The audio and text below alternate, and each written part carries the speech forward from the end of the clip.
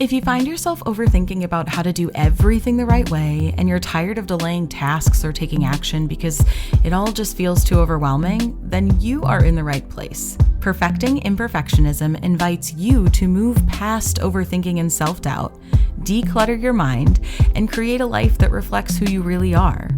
I'm Laura Meredith, and I'm a certified professional coach and ambitious professional. My mission is to show you the power of embracing imperfectionism so you too can create a career and life you love. Let's start perfecting imperfectionism. Welcome to Perfecting Imperfectionism. I am so excited to get started with you. Before we get into the content of today's episode, I'll do a quick introduction. I am Laura Meredith. I am host of the podcast and I'm a certified professional coach. And I'm so jazzed to be kicking off our very first episode of Perfecting Imperfectionism. I'm really so energized by the idea of you listening and sharing this with you today because I am just so ready to share everything that I have learned with you about the beauty of imperfectionism and how powerful it can be to let go of unrealistic expectations that we put on ourselves and learn how to live in flux and be connected to who we are and what matters to us. And today I am going to share with you a little bit about what this podcast is about, why I started it, and get into a little bit of my story, and then share some things that are coming soon that you can look forward to in future episodes. So let's get into what this podcast is. So this podcast is designed to be a space for those who are looking to stop this never-ending cycle of not feeling good enough and holding yourself and others to extremely high expectations that end up being detrimental to us, detrimental to our success and to our relationships and happiness, and end up creating imposter syndrome and unnecessary barriers for us to live our lives and succeed. And they end up breaking our confidence down. And my goal is for you to learn how to build confidence in yourself and in your choices and find what you're passionate about and commit to it and live fully without feeling guilty or like you're not good enough or like you don't deserve it or you need to do it in the right way or the best way. All of these reasons that can hold you back from doing what you are excited about doing. Because a lot of times when we do those things that create the self-doubt and the imposter syndrome and reduce our ability to feel confident in ourselves, we end up doing those things in spite of ourselves. And when we learn to break free from that, that really gives us the opportunity to create and explore our lives and explore ourselves and find out what matters to us and connect deeper to that.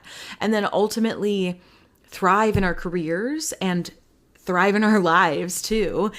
And you may be listening to this and thinking that you don't struggle with perfectionism or your self-doubt or imposter syndrome comes from some other reason. But what's really interesting is that most people have at least some perfectionist tendencies. Whether they are covert or overt is really another thing, but it can be sneaky and it can show up as overthinking or manifest as procrastination or people pleasing. And then of course, as I've been saying, self-doubt. So sometimes when these things happen, it can occur because perfectionism is praised in the workplace and it helps us progress throughout our careers. But ultimately, if it goes unchecked and the perfectionism goes too far, which it often does, it can lead to burnout It can make us feel stuck, and it can make us feel unsatisfied, and it can remove potential satisfaction and fulfillment that we can actually get from our careers.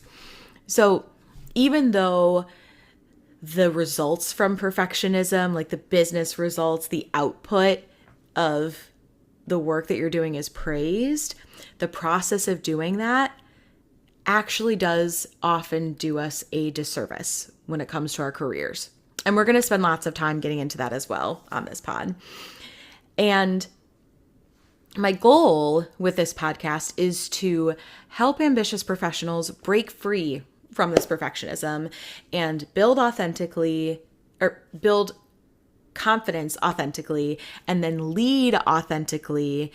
And ultimately, when you do this work for your career and you have those results, you will see those results in your life as well. And I will be shocked if everything doesn't change for you, because everything will change. I just know it. I just, things will change for you if you can break free from these things and can lead authentically and have that confidence and not feel controlled by your perfectionist tendencies. It's just so exciting and fantastic. And I cannot wait for you to explore all of this and uncover all of these amazing things that you didn't even know were within yourself. And now I want to share with you a little bit of the origin of the podcast and why I'm doing this.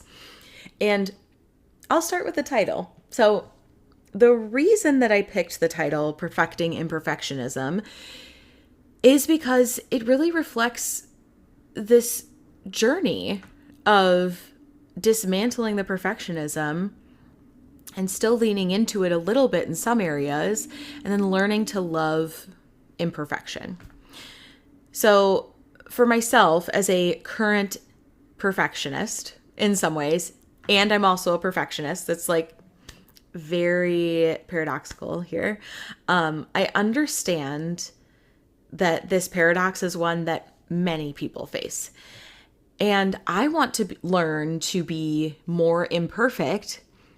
And of course, my instinct is to try to do imperfection right, which is so goofy and silly of me. And I just so appreciate that that's my instinct. And so I just wanted to play on that experience with the title, because this idea of perfecting something is just so relatable to me. It's something that I have worked really hard to dismantle within myself. I'm still doing it in some ways, but I'm largely on the other side, and I know that you can get there too. And imperfection overall is something that I am learning to embrace imperfectly, and I'm really finding so much possibility in the potential of my life and what I can accomplish and who I can be and how I can live and how I view the world and how I build relationships with other people. And I just wanted to call out this shared struggle that recovering or unaware perfectionists face, because I've lived it, I have grown through it, and I'm still growing through it. And even though it is actually impossible to perfect imperfectionism, just because of the paradox between these two words, in that impossibility, that ultimately means that it is actually impossible to unlearn perfectionism in the wrong way. So whatever way you are choosing to be imperfect is actually perfect. How cool is that? Like, that's just the most amazing thing to me. I am obsessed with this idea of perfecting it, because it is an immediate win for the perfectionist in me. It gives me that dopamine, and I can only hold myself to the standard of imperfect, and no matter what I do, it's imperfect. Win. Huge win. Immediate win. So that's really good for me to continue on this journey and to support myself and build my confidence, because I am constantly clocking little wins with my imperfection. And now that we've like celebrated imperfection a little bit, I want to talk about what perfecting imperfectionism is not. So it is not an excuse or an out to stop growing. And if you are someone who struggles with perfectionism, you likely love the idea of self-improvement and continuous development. So you're probably not at risk of saying, I'm relaxed now. I will never have to be better. I will do literally whatever I want, even if it hurts other people or destroys my life. No. This is not what we are doing. What we are going to do is encourage productive action and self-compassion, compassion for others, all while we are growing and thriving and creating and figuring out how to contribute to the world and own our lives in a way that is meaningful and has positive results. And again, what this does not mean is that we are not going to make mistakes, because we are.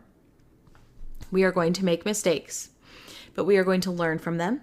We are going to forgive ourselves and figure out what to do next time.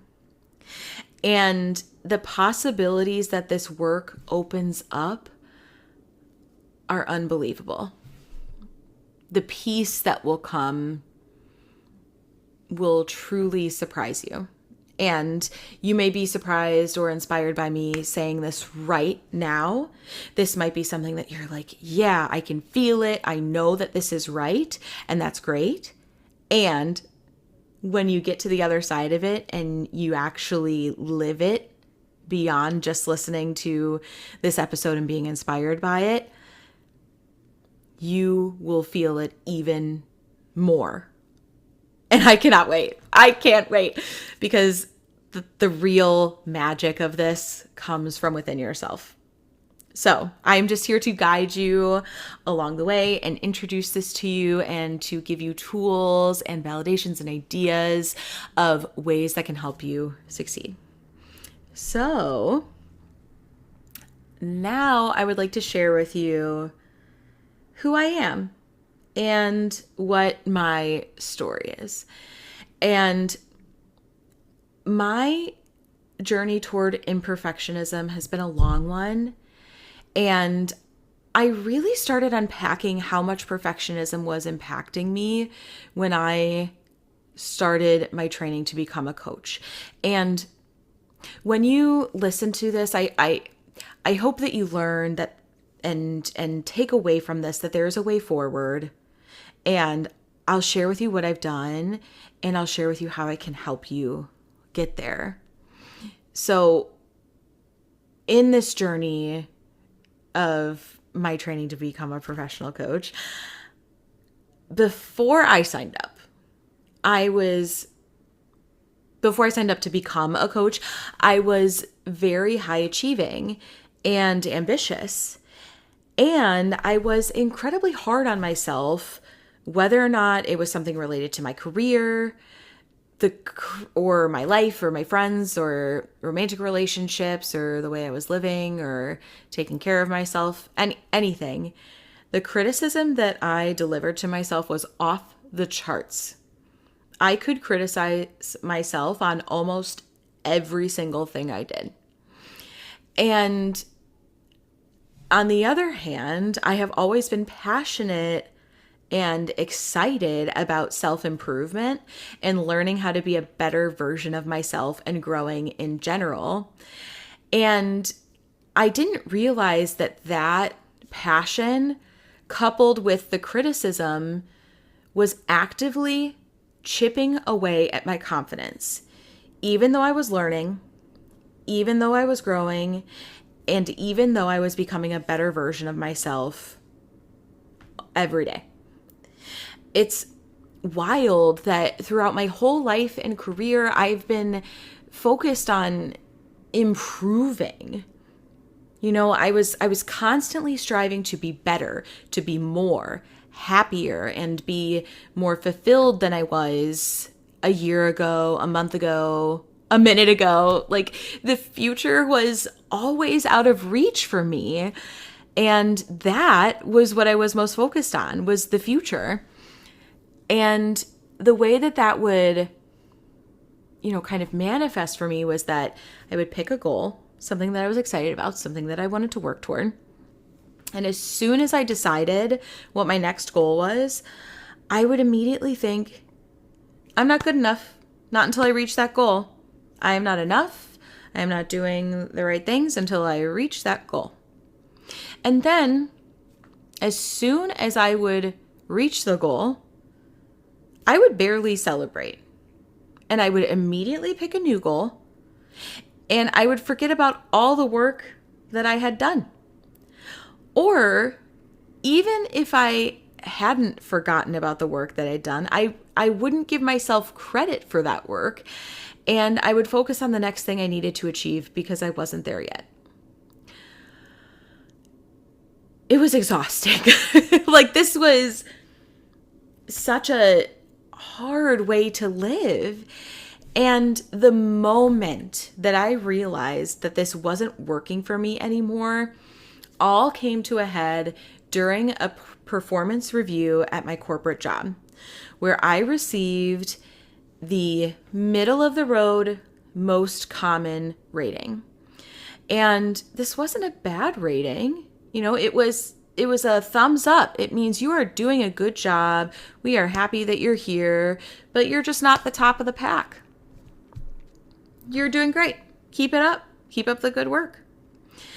And even though it was all good, for someone who is ambitious, who is a high achiever, who is always striving to be a superstar and be seen as top talent, one of the best, who loved being consulted, who wanted to be the right hand to managers and leaders, the first person somebody would call up if they had a question or needed a different perspective on something or just a gut check on an approach.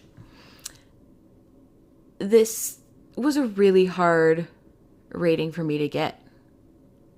It hit really hard. And not only was this rating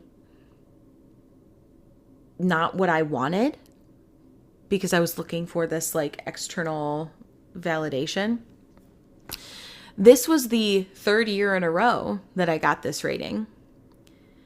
And it was honestly really hard for me to accept it as my reality. I was devastated. I could not believe that this is how I was seen, how I was viewed. Like I said, it was just hard for me to accept that this was my reality. I was devastated. And the funny thing is, I was doing a great job. I was getting a lot of praise. My manager was very excited about the work I was doing. People loved working with me and collaborating with me.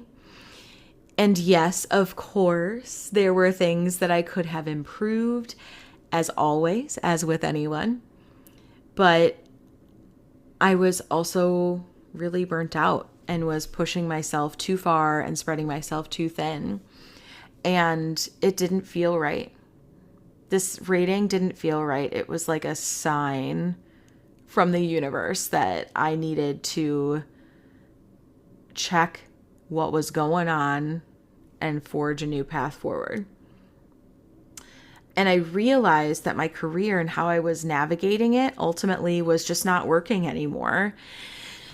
And of course, before, I got to this conclusion that I needed to forge a new path, I blamed others. I blamed the environment, the company, the review process, the system. And then I shifted the blame to myself. And I felt like there was something wrong with me. And I thought that I wasn't good enough, when it's funny because the rating in and of itself means that you are exactly right. We want you here. But that's not what it meant to me. And I changed the meaning of this rating. And I was finding my value and my worth as a human in my rating and how my employer saw me. instead of who I am and how I contribute to and show up in this world. And this is another thing that we'll get into in a future episode on a broader scale and how to navigate that. But I wasn't seeing the value in myself outside of this. And I went on this journey that I very lovingly refer to as my career identity crisis or my career existential crisis, where I thought, oh my God, I cannot be this way anymore. I cannot do this anymore. I need something different. And I spent about 6 months exploring what I wanted and what I needed to do next to be happier in my career, which in the grand scheme of a career is actually kind of a condensed amount of time to figure this out, but it can be done. But it also was a lot of time really to sit with this decision when normally I feel like I had made pretty quick decisions after thinking through a lot of options and what I wanted to do next. This one took me a little bit longer than normal. And here's the kicker. I was really looking for, and what I found was what would make me happier in my life, what I wanted in my life, and what it does, and how I show up in my career. That's what I wanted, was like to figure out like how I wanted to show up and what I wanted in my life.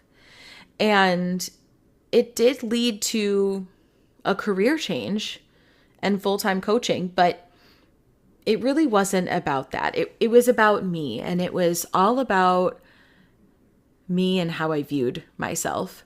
And along the way, I was wrestling with perfectionism, and I was learning how to trust myself, learning how to let go of control, because I couldn't control the situation or how I was being perceived by my employer or manager or the rating system.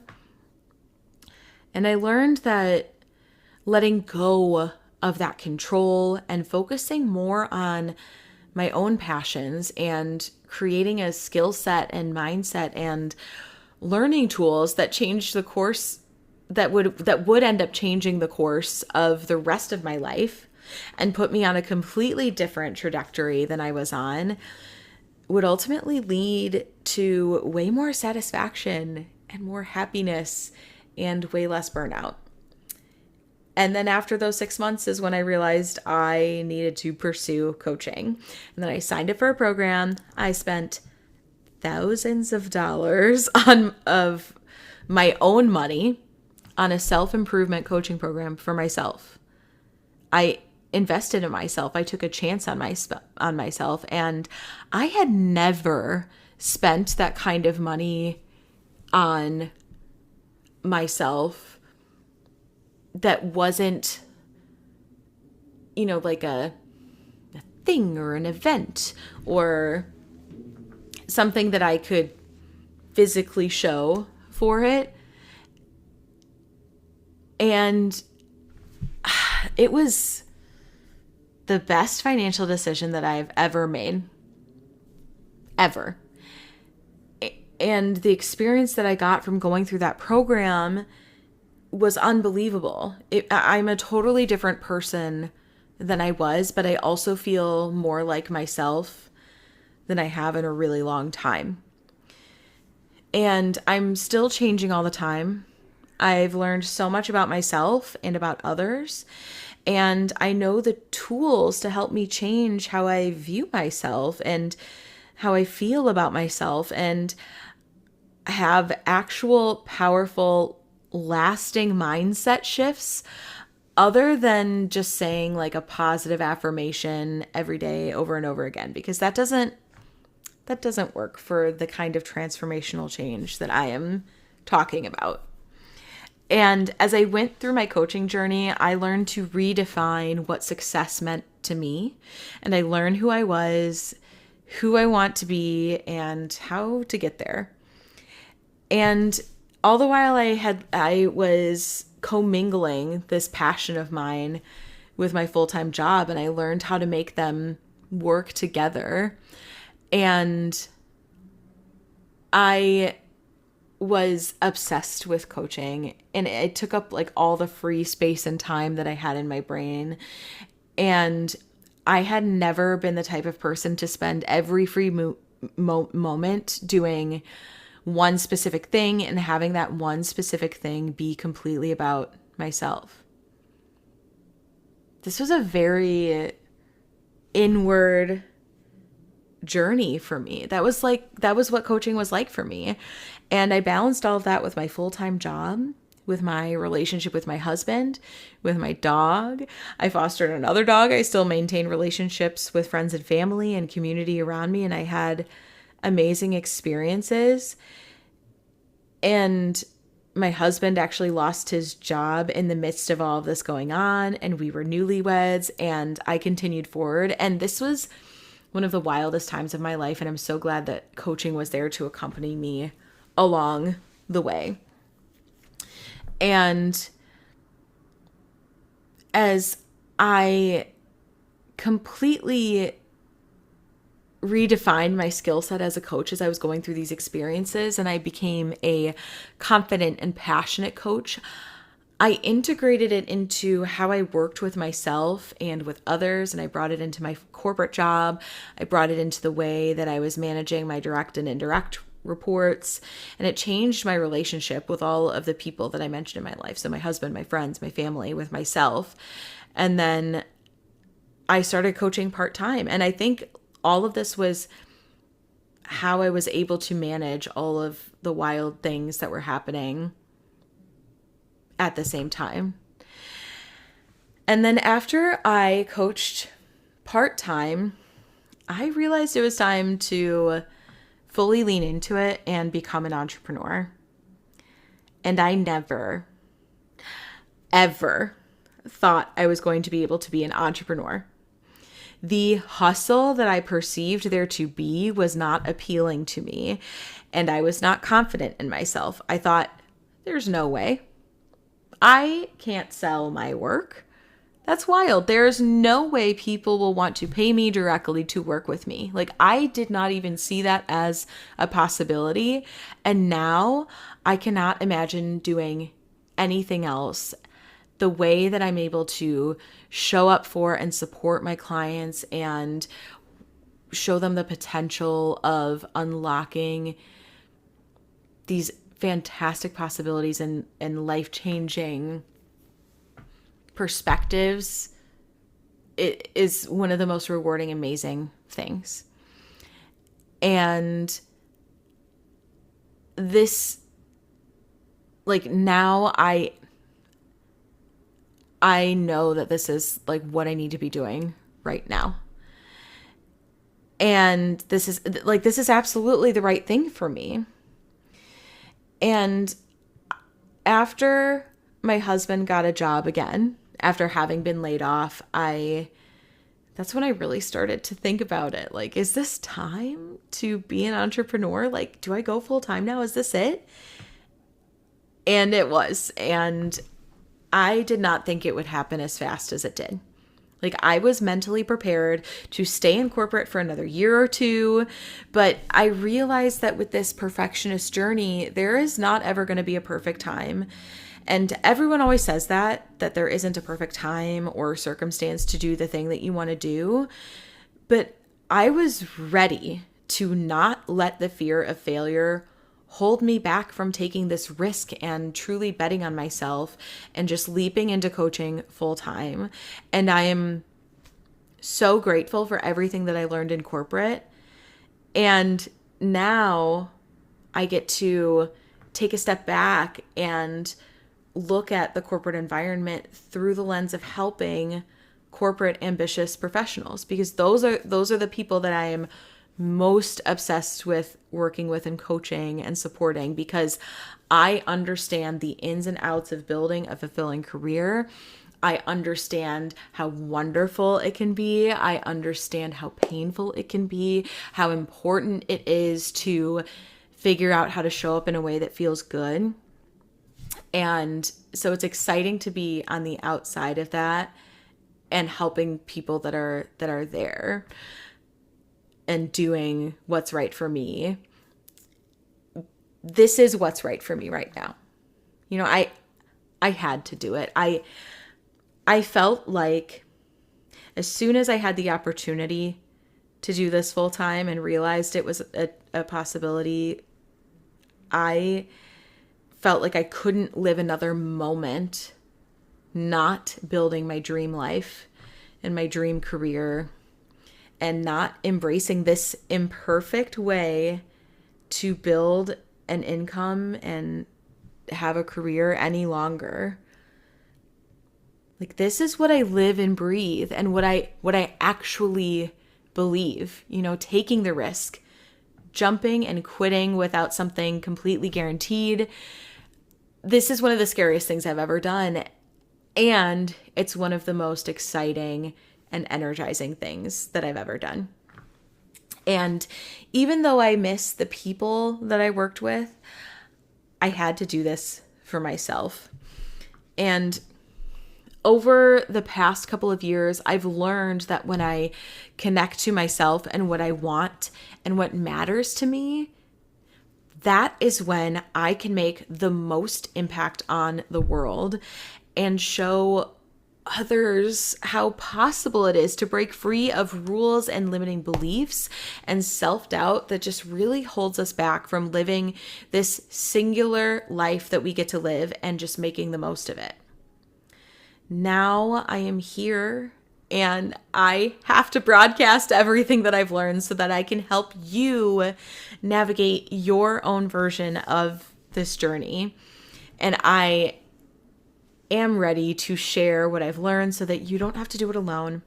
And so you can understand that the way that you're feeling is not wrong.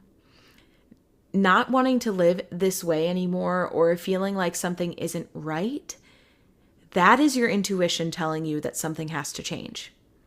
And I am not saying that your journey will be the same as mine. You may find that you love your job and you love working in corporate America. Like, there is so much goodness that comes from working in a corporate environment and working for somebody else. You do not have to be an entrepreneur to deconstruct this perfectionism. If you put in the work and you stay open, you will learn how to do this for you and how to have a fulfilling career and life.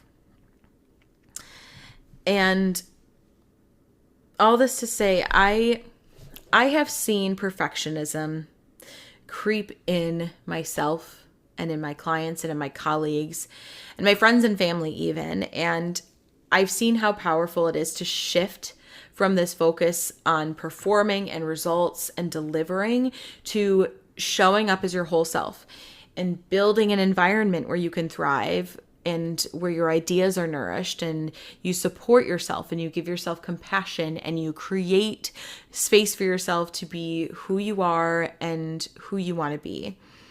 And the fun benefit of all of that is that you will have amazing results in your work and life after doing this work.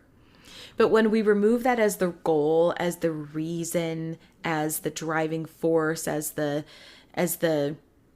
metric of which we measure how we are moving forward, everything becomes so much more clear and satisfaction starts to creep in the best way. And I want to normalize imperfection. And I will provide you with tools and stories and perspectives that will empower you to lead with clarity and confidence and authenticity and become the type of leader that others want to follow. And throughout this series, I will have solo episodes. I will also bring on people who are fantastic for some interviews. And I'm so excited to bring on so many different amazing guests who I will be interviewing so they can share their perspective on perfectionism and how it's impacted them in their lives and their careers and how they've seen it impact those around them and the beauty they see in imperfection and how they break down their own perfectionism. There are so many rich topics and tools and ideas coming your way, and I cannot wait to share them with you. And we are going to talk about a lot of topics related to perfectionism, and some that you can expect to hear are about leadership and self-trust and ambition and authenticity. We will talk about what perfectionism really is and how it manifests in our lives and how it impacts our brains. We will talk about the symptoms of a perfectionist. I will talk a lot about toward my journey toward imperfectionism. We will talk about the gifts and the shadow sides of perfectionism, perfectionism at work and against work, and the correlation of confidence and perfectionism, and how perfectionism holds you back and how it prevents you from being confident in some cases. There is so much we are going to talk about and get into. So tune in each week where I will release a new episode for you to learn more about imperfectionism, perfectionism, and how you can move from the things that are holding you back and learn how to propel yourself forward. So I encourage you to tune into Perfecting Imperfectionism each week and subscribe and share and leave a comment if this resonated with you. So follow along. And next week, I am going to dive into what perfectionism actually is. And so you are going to learn a little bit about what this is, how it shows up, and we may talk about whether or not you are a perfectionist. And so if something resonated with you, or if you want to follow along, I would love to know if you subscribe or if you share with a friend, or if you have questions or thoughts about this content or this story, or if there's content that you want me to cover in a future episode, please leave a comment. I am so looking forward to your thoughts and to hear what you have to say and to curate my content in a way that is most supportive and helpful to you. So do let me know in the comments. And if you are navigating your own perfectionism story and are learning how to embrace imperfectionism, know that it is coming. And know that there are other people out there who are just like you, who are learning how to do this work. It is never too late. And it is never the wrong way to learn how to perfect imperfectionism. So thank you so much for tuning in. I cannot wait to talk to you again soon. So I will see you next time. This was Perfecting Imperfectionism. Thanks, everyone. Thank you for listening to Perfecting Imperfectionism. Tune in each week for a new episode where we will explore challenges that overt and covert perfectionists face. For more information on how to work with me, or if you want customized one-on-one support, head to lauracoaches.com to book your complimentary consultation with me, where you'll learn more about yourself, your goals, and the steps you need to take to achieve them. This podcast is for informational and entertainment purposes only. Always consult a qualified professional to address your specific concerns.